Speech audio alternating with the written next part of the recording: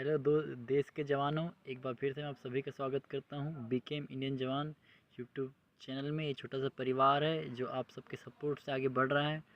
मैं सबसे पहले आप सबका धन्यवाद देता हूँ जो आज 200-250 लोग हैं। मेरी लाइफ में मैं इन लोगों को नहीं भूलूँगा जो मेरे कांटेक्ट में इंस्टाग्राम में, और जिन्हें सब्सक्राइब किया उन लोग को भी हमेशा आप मेरी प्रेयर में रहेंगे। और जब भी आपको मेरी हेल्प चाहिए होगी मैं आपके साथ रहूँगा। तो आज का वीडियो स्पेशल होने वाला है तो उन लोगों के लिए जो भी एसएससी जीडी 2021 विद होने से परेशान है।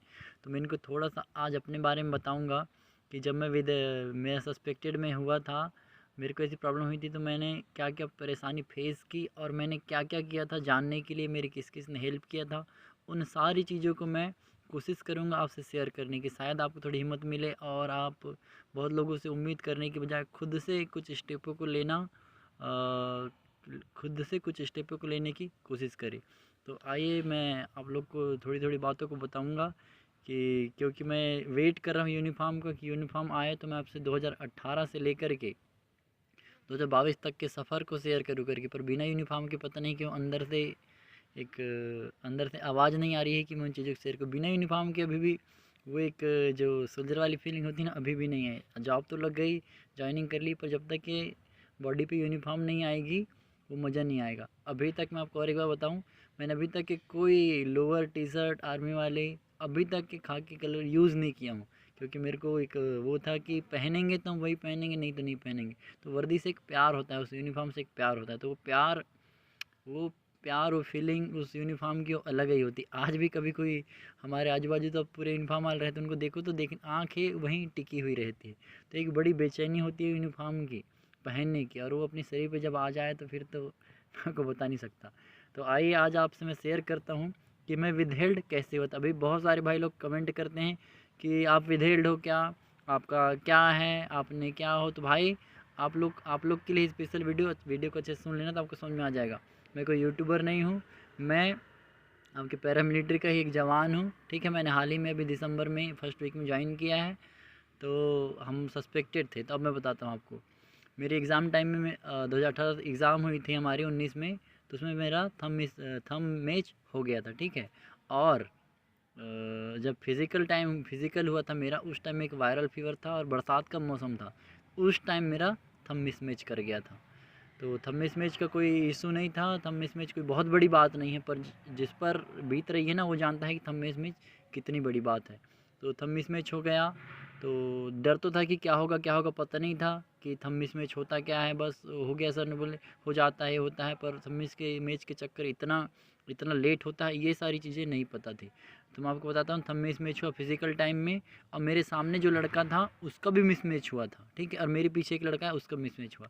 इसलिए मैं आपको एक दिन बताया था कि जिसका मिसमैच हुआ उसके पीछे मतलब आप मैच कराने से बचो करके। ठीक है, तो मिसमैच हुआ, उसके बाद हमको भेज दिए। पहले तो उन्होंने बहुत डांटे, तुम फ्रॉड हो, ये हो वो हो, ये बहुत सारी चीज़ें उन्होंने हमको बोले, तुमको भगा देंगे, ये करेंगे। मैं तो रोने में आ गया था। पर थैंक गॉड कि जैसे भी उन्होंने हमको रनिंग करने से मना नहीं किया। अगर रनिंग से भगा देते तो हम वहाँ कुछ नहीं कर सकते थे। ठीक है, क्योंकि कई ऐसे केस अब मेरी जानकारी में हैं जिनको रनिंग करने भी नहीं दिए हैं, कुछ लोगों को उनको भगा दिए हैं सस्पेक्टेड होकर के। ठीक है, तो रनिंग हो गई हमारी। रनिंग हुई उसके बाद मेरिट मेडिकल में नाम है, तो मेडिकल में गया तो वहाँ पर मैच कर गया। तो वहाँ पर 70 फॉर्म दिए थे हमको शायद, हाँ 70 ही फॉर्म था। तो 70 फॉर्म तो थे, उसमें लिखा था फॉर्मेट, आप लोगों ने भरा होगा, पता होगा कि मैं यही हूँ, अगर इसमें कुछ गलत पाया जाता है तो मेरे को सज़ा मिली। ये सारी चीज़ें मैंने 70 पेज भरा। फिर मैंने वहाँ सर से पूछा कि सर इससे कोई प्रॉब्लम तो नहीं होगी। तो उन्होंने बोला कोई प्रॉब्लम नहीं होती है, सिर्फ फॉर्मेलिटी है करके। तो ऐसा करके मैंने फॉर्म भर दिया। फॉर्म में भी मैंने आपको पहले वीडियो में बताया कि उसमें मैंने एक दो शब्द को छोड़ के लाइन को डिब्बी में भरने के चक्कर में और थोड़ी अक्षर थोड़े बड़े बनाया था मैंने। तो एक दो शब्द को काट काट कैसे किया, तो बहुत डरा हुआ था मैं। ठीक है, तो ऐसा तो निस्फिकर हो गए। इसके बाद क्या हुआ, फाइनली मेरिट आ गई 2020 में हमारी। अब मेरिट आने के बाद जब मेरिट आई हमारी 2020 में 21 में 2020 में मेरिट आ गई थी। ठीक है, तो 2020 में मेरिट आने के बाद 2020 नहीं, 2021 20 जनवरी 20-21 जनवरी को हमारी मेरिट आई थी। सॉरी, 2021 में हमारी मेरिट आई थी जनवरी में। जनवरी माह का याद आ गया मेरे को। 2021 20-21 तारीख को हमारी जो है मेरिट लिस्ट आई थी। तो उसमें मेरा नाम आया फाइनली और मैं बहुत खुश था। ठीक है, इसके बाद सबसे पहले अब मेरिट में तो नाम आ गया तो सारे टेंशन ख़त्म। अब ऐसा था कि जॉब लग गई। अब इस बीच में क्या हुआ, जॉइनिंग लेटर सबसे पहले सीआरपीएफ ने भेजी। तो मेरा जॉइनिंग लेटर मेरे पास आ चुका था 22 फरवरी 2021 को। ठीक है, तो मेरा जॉइनिंग लेटर मेरे पास आ गया था। तो सस्पेक्टेड तो था मैं, लेकिन हमको फॉर्म भराए थे, पर मेरा जॉइनिंग लेटर मेरे पास आ चुका था 2021 को 22 फरवरी को। ठीक है, उसके ठीक 2 दिन बाद मेरे को कॉल आया। ग्वालियर से मेरा जॉइनिंग लेटर इशू हुआ था, वहाँ से कॉल आया। उन्होंने बोला कि, और यूट्यूब में मैंने देख लिया था कि जिसका थंब मिसमैच हुआ है उसको कैंसल लेटर आ रहे हैं। तो मैं समझ गया कि ये बत्ती मेरे ऊपर भी पड़ने वाली है। ठीक है, अब तो फिर काम ख़त्म था। तो मैं सोया हुआ था उस समय 6-7 बजे करीब ही शायद। मैं कहीं शादी से आया था इसलिए मैं लेट तक सो रहा था। तो मेरे को फ़ोन आया, पता नहीं क्यों मेरे अंदर मन में आया कि बस ये ना मौत की घंटी है। और जैसे मैंने फ़ोन उठाया, सच में उस सर ने यही बोला कि आदित्य बोल रहे हो, और उन्होंने फिर सारा बता दिया कि ऐसा ऐसा हुआ है, तुम कैंसल लेटर भेज रहे हैं। अपनी ज़िंदगी 22 फरवरी को लेटर आया, उसके 2 दिन बाद कैंसल लेटर के लिए कॉल आ गया। ज़िंदगी समझ लो ख़त्म हो गई थी। ठीक है, अब इसके बाद इतना परेशान आदमी, उन्होंने बोले वेरिफिकेशन होगा, ये होगा वो होगा। फिर अब शांत रहा मैं। उसके 1 हफ़्ते बाद लेटर मेरे पास आ गया। उसके बाद मैंने फ़ोन किया इनको, तो बोले अभी वेरिफिकेशन होगा और फिर आपको ज्वाइनिंग दी जाएगी। तो 1 महीना ऐसे हो गया, कोई वेरिफिकेशन, कोई कुछ की जानकारी नहीं। तो फिर 1 महीने बाद मैंने यूट्यूब देखा, और कुछ लोग यूट्यूब देख थोड़ा सीखा कि क्या होता है करके। और तो वहाँ पता चला कि CFSL जाएगा, CFSL फिर NCR भी जाएगा। तो CFSL जाएगा तो फिर मैंने ITI लगाना सीखा कि CFSL जाएगा तो वहाँ कैसा क्या होगा करके। ठीक है, इसके साथ फिर मैंने जानना कोशिश कि मेरे साथ और कैंडिडेट तो होंगे। तो हमारे ग्वालियर जिले से 6 लड़के थे, वो भी मेरे एक ही ज़िले के थे, हम सब एक ज़िले के हैं। और वो 5 लोग एक साथ मिल चुके थे, और मैंने बहुत कोशिश की, अपने से जितनी बनती थी उतनी कोशिश किया, पर मेरे से एक कभी कांटेक्ट नहीं हो पाया। ये मेरा बेड लक था। तो 2 साल मैंने अकेले झेला हूँ। तो वही बताना चाह रहा हूँ, मैंने 2 साल अकेले कैसे झेला, मैंने किस किस से हेल्प मांगा, मेरी किसने हेल्प की। ठीक है, तो जब कैंसिल लेटर हुआ उसके 1 महीने बाद इन्होंने बोल दिया कि वेरिफिकेशन होगा, उसके बाद ज्वाइनिंग होगी। ज्वाइनिंग हो नहीं रही है, पता नहीं चल रहा है, कहीं घर में अलग माहौल, नौकरी का अलग माहौल होता है। फिर एकदम निराश हो गया आदमी, टूट गया। फिर मैंने ITI लगाया तो CFSL ने बोला हमारे पास कुछ नहीं आया। फिर मैंने इनको कॉल करता CRPF ग्वालियर को, तो ये बोलते हमने भेज दिए हैं। दिल्ली फ़ोन करता CRPF को, वहाँ बोलते हमारे पास कोई जानकारी नहीं। मतलब कई बार तो इन्होंने ये भी बोला कि तुम्हारा कुछ नहीं हो सकता, तुम्हारा कैंसिल हो गया, ख़त्म हो गया, तुम सस्पेक्ट ये हो, बहुत कुछ, यहाँ कॉल मत करो, कोई जानकारी नहीं है, कुछ भी बोल, मतलब ऐसा कि उम्मीद ख़त्म हो जाती थी फ़ोन करने से। इसलिए मैं फ़ोन भी बहुत कम करता था। फिर ये लोग ने कोई जवाब नहीं दिए। फिर किसी ने बोला कि आप CRPF को लेटर लिखो, तो लेटर में वो सही जवाब देते हैं। तो सच में मैंने फिर लेटर का टेक्निक अपनाया और लेटर लिखते गया। तो हर महीने कम से कम मेरे पास 10 से 15 लेटर होंगे। मैं जब घर जाऊँगा तो आपको दिखाऊँगा, मेरे पास इतने सारे लेटर हैं। तो 10 से 15 लेटर तो मेरे पास होंगे।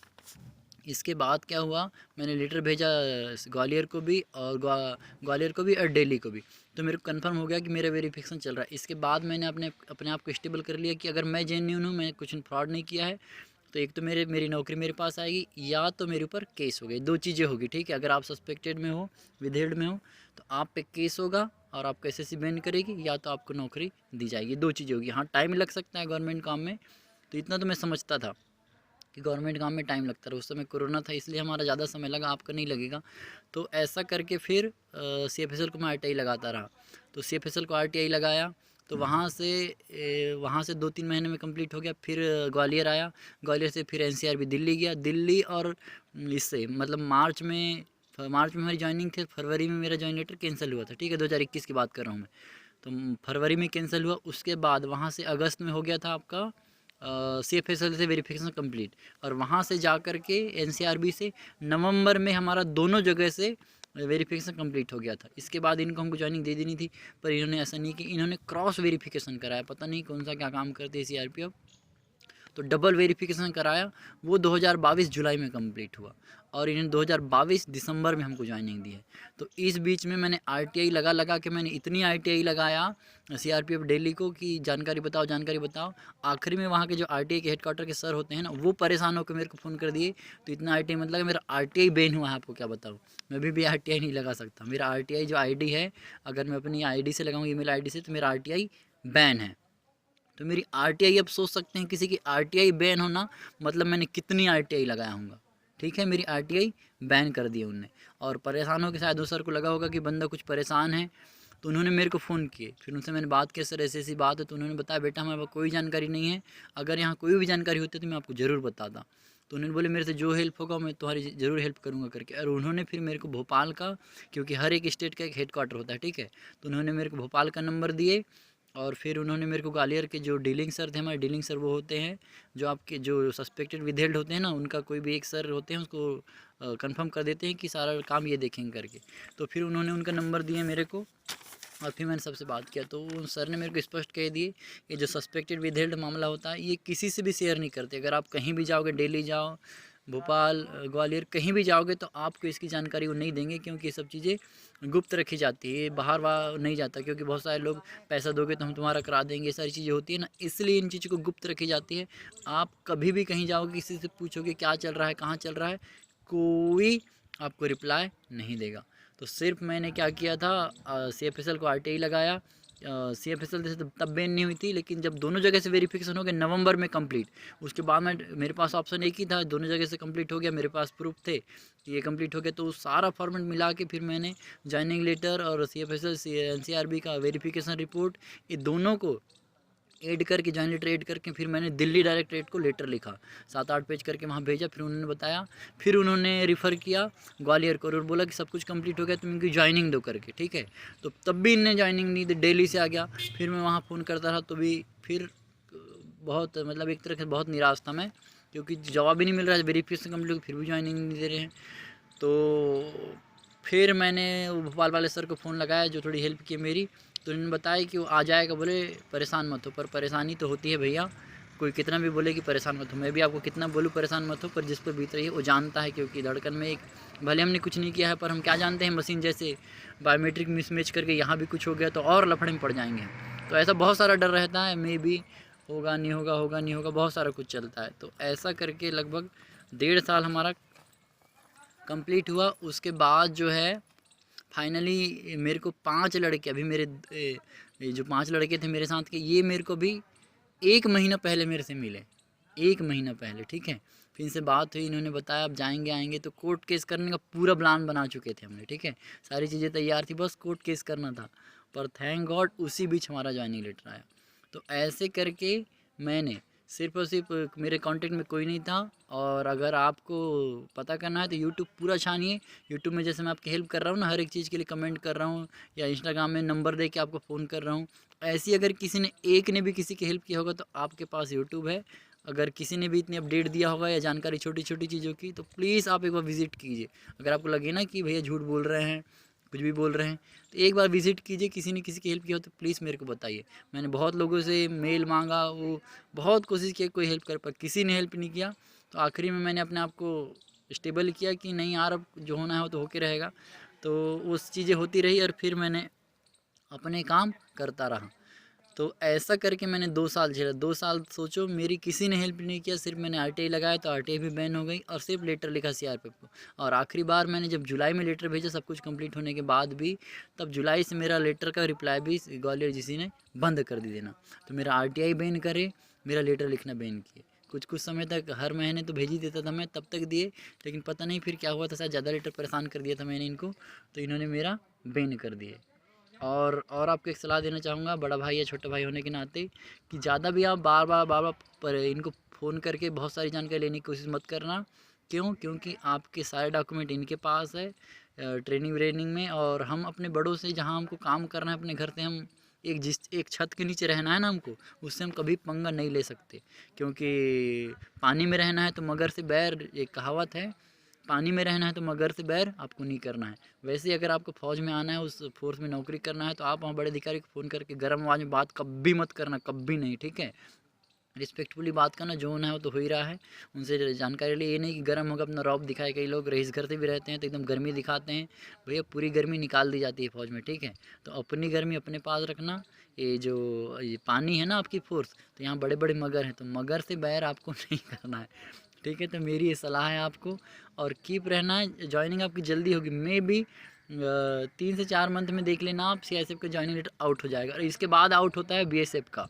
BSF के कैंडिडेटों के लिए भी इम्पॉर्टेंट है, उनका भी जो ज्वाइनिंग लेटर है जल्दी आउट होता है हमारे टाइम में, क्योंकि CISF का और BSF का आउट हुआ था जल्दी। तो आज मैंने आपको पूरी कहानी बता दिया कि मेरे साथ क्या हुआ था। तो आप लोग भी डोंट वरी रहिए। मैंने आपको बता दिया कि मैं विधेयक कैंडिडेट नहीं था 2018 में। सस्पेक्टेड और विधेयक अलग थे। विधेयक वो थे जिनको फोर्स नहीं मिली थी, और हम सस्पेक्टेड थे, हमको फोर्स मिल गई थी, हमारा ज्वाइन लेटर भी आ गया था, ठीक है। ऐसा हम सस्पेक्टेड थे। और अभी इस बार बहुत अच्छी न्यूज़ है आप लोग के लिए, सारे को विधेयक रखा है और सारे को फोर्स अलग अलग कर दिया। तो मे बी मेरिट SSC नहीं लाएगी, अलग अलग फोर्स ही आपको ज्वाइन लेटर प्रोवाइड कराती जाएगी टाइम टाइम पर, क्योंकि बहुत लोग को फोर्स पता चल गई है। कुछ कुछ को पता नहीं चली है, तो फ़ोन करके परेशान मत हो, लेटर लिख दो, ख़त्म करो, ठीक है। परेशान इतना होने की ज़रूरत नहीं है, क्योंकि बार बार आप फ़ोन करोगे, फ़ोन में बताते नहीं। हमको नहीं पता यार, तो आपसे क्या उम्मीद करूँ मैं। जिसको पता चल गया अच्छी बात है, किसी अच्छे भले मानुस ने उसका फ़ोन उठाया होगा, क्योंकि वहाँ भी अलग अलग शिफ्ट ड्यूटी चेंज होती है ना, तो कुछ लोग समझते हैं हमारी परेशानी को, वो लोग हमारी हेल्प कर जाते हैं। जैसे मैंने बताया RTI बैन की उस सर ने, तो बैन करने के बाद उन्होंने फ़ोन लगाया, मेरी हेल्प की, सारे लोग का नंबर दिए, फिर मैंने उनसे हेल्प मांगा। तो आपको भी ऐसी जो आपसे ये हेल्प हो सकती है, उन लोगों से हेल्प लीजिए। बाकी मैं हूँ आपके साथ, कभी भी कुछ लगे ऐसी जानकारी तो आप इंस्टाग्राम में फॉलो करके वहाँ मैसेज छोड़ सकते हैं, और FB में भी। तो मैं आपकी हेल्प ज़रूर करूँगा जो मैं जानता हूँ, ठीक है। तो ये जानकारी आपके लिए थी। तो अगर समझ नहीं आएगा तो फिर से एक बार रिपीट कर लेना, और चीज़ों को समझ लेना कि क्या क्या हो सकता है इस बीच, ठीक है। तो CFSL में वेरिफिकेशन होगा, NCRB में होगा, उसके बाद आपको आपकी ज्वाइनिंग मिल जाएगी, ठीक है। जो फ्रॉड है उस पर केस भी होगा, क्योंकि फ्रॉड करते हैं भैया। अभी मैंने कल बताया था कि ग्वालियर में एक का मेडिकल हुआ, वो फ्रॉड था, तो हम मिसमैच नहीं किया। तो ऐसा कोई ना कोई तो करता है, तभी सारी चीज़ें हो रही है। तो मैंने आज आपको डिटेल दे दिया। मैं विधेयक नहीं हूँ, मेरी ज्वाइनिंग हो गई है, और मैं 2018 कैंडिडेट था, तो हमारा सब कुछ कम्प्लीट होकर फाइनली मेरी ज्वाइनिंग हो गई है। मैं उम्मीद करता हूँ आप सबको जो छोटी सी कहानी पसंद आई होगी। तो प्लीज़ चैनल को सब्सक्राइब कीजिए, क्योंकि आने वाले समय में मोटिवेशन और फोर्स से जुड़ी कुछ बातों को आपके सामने लेकर के आऊँगा, और कभी भी आपकी हेल्प के लिए मैं हमेशा तैयार रहूँगा। तो जितना हो सके लोगों के साथ शेयर करो, और 2022 के जो भाई लोग हैं उनके साथ भी शेयर करो, कि उनको भी मैं कुछ जानकारी ले फौज में आने से कुछ चीज़ों को सीख ले। Okay, thank for watching, keep